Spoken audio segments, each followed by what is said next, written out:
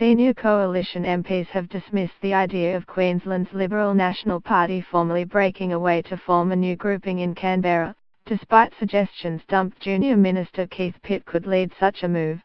In a stand against treasonous talk, Nationals MP Darren Chester on Wednesday publicly responded to being booted from Cabinet by Deputy Prime Minister Barnaby Joyce, calling on his colleagues to stop criticising each other and unite after a ratty few months and poor discipline.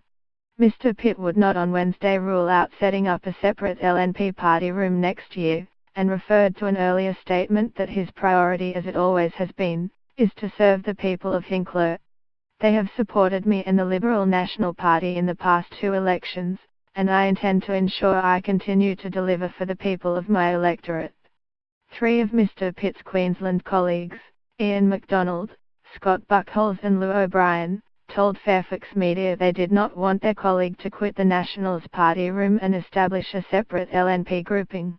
Junior Minister Michael McCormack and Mr. Chester also called for Mr. Pitt to stay within the Nationals fold, while Mr. Joyce, in clean-up mode after the controversial decisions, denied the demotions and promotion of rookie MP David Littleproud were political payback. There are 26 MPs in Queensland's Liberal National Party, some caucusing with the Liberal Party and some with the Nationals in Canberra, compared to 21 members of the Nationals across the country. If the LNP members sat as a bloc, it would be the second largest Conservative party in Parliament and would be positioned to demand the Deputy Prime Ministership and a swag of cabinet seats for Queensland. But Mr. Buckholes, a National who sits in the Liberal Party room in Canberra, rebuked Mr. Pitt for considering a separate LNP grouping in Canberra. The idea was, he said, a little chestnut that comes out whenever Queensland thinks it is being done over. We need more discipline and to back ourselves. Disgruntled colleagues need to stop backgrounding journalists. When people miss out, rather than look at their own ability and why it happened, it's easy to just blame the system, he said, in a pointed message to Mr. Pitt.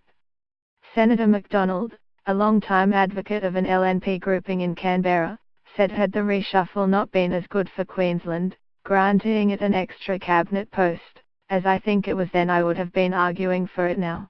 He said the demotion of Mr. Chester was strange and that he was disappointed for Mr. Pitt, but praised the promotion of regional Liberals Dan Tehan, John McVeigh and Angus Taylor. The axing of Mr. Chester and Mr. Pitt, who both backed Bridget Mackenzie instead of Mr. Joyce's choice for Deputy Leader Matt Carver, prompted an angry backlash at the Deputy Prime Minister.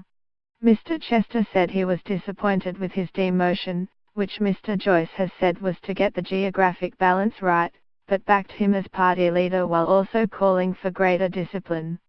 We have got ourselves tight as a team and concentrated on the issues that matter to regional Australia.